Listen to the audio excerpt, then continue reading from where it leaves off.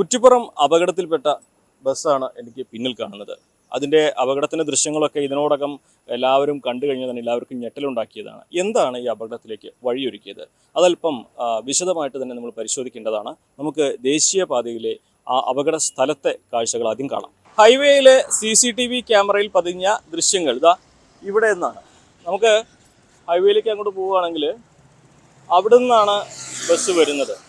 അവിടെ നിന്നും ഇവിടെ ഒരു ഇറക്കമാണ്, അതിലുപരി റോഡിന് വീതി കുറയുന്ന ഒരു സ്ഥലം കൂടിയാണ്. അപ്പോൾ അവിടെ നിന്ന് വന്ന ബസ് നിയന്ത്രണം തെറ്റി നേരെ ഇവിടേക്ക് ഇടിച്ചു കയറുകയായിരുന്നു. ഡിവൈഡറൊക്കെ ഇവിടെ പൊളിഞ്ഞ് നമുക്ക് കാണാൻ കഴിയും.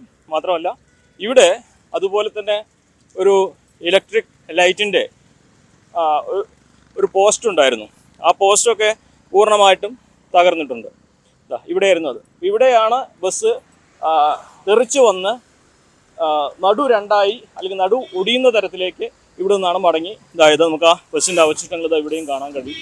ബസ്സിൻ്റെ ഒരു ഭാഗം പൂർണ്ണമായിട്ടും ചിതറിത്തെറിച്ചതൊക്കെ നമുക്ക് ഈ റോഡിൻ്റെ വശത്ത് ആ പോസ്റ്റിനടുത്ത് ചേർന്ന് തന്നെ കാണാൻ കഴിയും. ബസ്സിൻ്റെ ടയർ ഇവിടെ കാണാൻ കഴിയും. അപ്പോൾ അങ്ങനെയാണ് ഈ ഒരു അപകടം ഉണ്ടായത്. ഇനി ഇതിൽ അപകടത്തിലേക്ക് നയിച്ച കാരണങ്ങൾ പലതും പറയുന്നുണ്ട്. ഒന്ന്, ബസ്സിൻ്റെ അമിത വേഗം.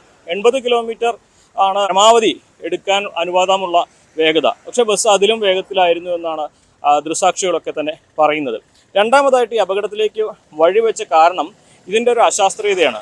നമുക്ക് ഈ മേഖലയിൽ ഇവിടെ മാത്രമായിട്ട് ഈ റോഡ് നോക്കുമ്പോൾ ഇവിടെ 2 വരിപ്പാതയാണ്. പക്ഷേ കുറ്റിപ്പുറത്തേക്ക് വരുന്ന വഴി 3 വരിപ്പാതയാണ് ഒരു വശത്തുള്ളത്. അങ്ങനെ 3 വരിപ്പാതയിലൂടെ അതിവേഗതയിൽ വരുന്ന വാഹനങ്ങൾ പ്രത്യേകിച്ച് ഇവിടെ എത്തുമ്പോൾ 2 വരിപ്പാതയിലേക്ക് ചുരുങ്ങുന്നു. അതോടൊപ്പം തന്നെ ഇതുവഴിയാണ് ബൈപ്പാസിൽ നിന്നുള്ള ഹൈവേയുടെ സർവീസ് റോഡിൽ നിന്നുള്ള വാഹനങ്ങളൊക്കെ ഈ ഹൈവേയിലേക്ക് കയറുന്നത്. അപ്പോൾ ഇങ്ങനെ ഒരു കൺജങ്ഷൻ ഇവിടെ ഉണ്ട്. 3 വരിപ്പാത 2 വരിയായി ചുരുങ്ങുന്നു. ഒപ്പം സർവീസ് റോഡിൽ നിന്നുള്ള എൻട്രി.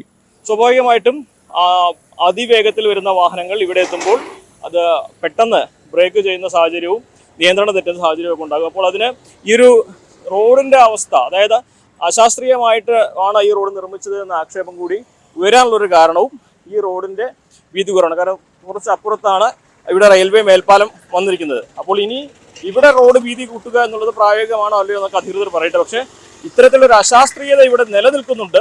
അത് അപകടത്തിന് വഴിയൊരുക്കുന്നുണ്ട് എന്നതിൻ്റെ ഏറ്റവും വലിയ ഉദാഹരണമാണ് തകർന്നു കിടക്കുന്ന ആ ബസ്. അത് ഇവിടെ ഒരു പ്രത്യേകത ഉണ്ട്. നമ്മൾ ഈ നാഷണൽ ഹൈവേ വരുന്നതിന് മുമ്പും ഒരു അപകട മേഖലയാണ് ഈ കൈലാസ് ഓഡിറ്റോറിയം എന്ന് പറഞ്ഞ സ്ഥലം. ഇപ്പോൾ ദേശീയപാത പുതിയ നിർമ്മാണം കഴിഞ്ഞതോട് കൂടിയിട്ടും അപകടങ്ങൾക്കൊരു മാറ്റമില്ല. കാരണം എന്താണെന്ന് വെച്ചിട്ടുണ്ടെങ്കിൽ അവിടെ നിന്ന് താലൂക്ക് ഹോസ്പിറ്റലിൽ കഴിഞ്ഞ ഒരു വളവാണ്. ഈ വളവ് നേരെ സ്ട്രൈറ്റ് വരുന്ന വണ്ടികൾ തന്നെ നല്ല സ്പീഡിൽ വേഗതയിലാണ് വരുന്നത്. ഈ വളവും കവർ ചെയ്ത് കഴിഞ്ഞാൽ പിന്നെ വരുന്ന സമയത്താണ് നമ്മൾ ഈ എൻട്രിയിൽ കിട്ടുന്നത്. ഈ എൻട്രി കിട്ടുന്ന സമയത്ത് വരുന്ന വാഹനങ്ങൾക്ക് പെട്ടെന്നൊരു വണ്ടി കയറുന്നുണ്ടെന്ന് കാണാൻ വയ്യാത്തൊരവസ്ഥയാണ്. കാരണം 3 ലൈന് വരുന്നത് പെട്ടെന്ന് 2 ലൈനിലേക്ക് ചുരുങ്ങുകയാണ്. ഈ ചുരുങ്ങുന്ന സമയത്ത് ഈ വരുന്ന ഡ്രൈവർ വളരെ കൺഫ്യൂഷനിലാണ് നമ്മൾ ഏത് ട്രാക്കിൽ പോകണമെന്ന്. കുറച്ചും കൂടെ മുമ്പോട്ട് വന്നു കഴിഞ്ഞാൽ ROBയിലേക്ക് എത്തുന്ന ആ സമയം വരും. പിന്നെ ട്രാക്ക് പറ്റി ചുരുങ്ങി പിന്നെ നേരെ പോകുന്നത് നമ്മൾ പാലത്തിലേക്കാണ് കയറുന്നത്. ഈ സമയത്ത് ഏത് ഡ്രൈവർമാർക്കും കൺഫ്യൂഷനാണ്. കഴിഞ്ഞ മാസം ഇവിടെ ഒരു ലോറി കാരണം 8-9 വണ്ടികളാണ് ഇടിച്ചു 2 ദിവസത്തിന്റെ ഗ്യാപ്പിൽ വെച്ചിട്ട്. ഇതിന് നമുക്ക് ദേശീയപാതയോട് പറയാനുള്ളത് വെച്ചെങ്കിൽ ആദ്യം തന്നെ ഒരു മുന്നറിയിപ്പ് ബോർഡെങ്കിലും ഇവിടെ സ്ഥാപിക്കണം എന്നുള്ളതാണ്. സ്പീഡ് ഗവർണറായിട്ട് ബസ്സുകൾക്ക് സ്പീഡ് ഗവർണർ ഇല്ല. കാരണം 100-120 സ്പീഡിലാണ് ബസ്സുകൾ പോകുന്നത്. നമ്മൾ എല്ലാ സമയങ്ങളിലും ഇവിടെ കാണുന്നതാണ്. ലോക്കൽ റോഡിൽ പോവാതെ ഫുൾ ഹൈവേ ആണ് ഇവർ എടുക്കുന്നത്. അപ്പോൾ ഇവർ സമയം എന്നുള്ള സാധനം ഇവരെ കയ്യിൽ ഇല്ല.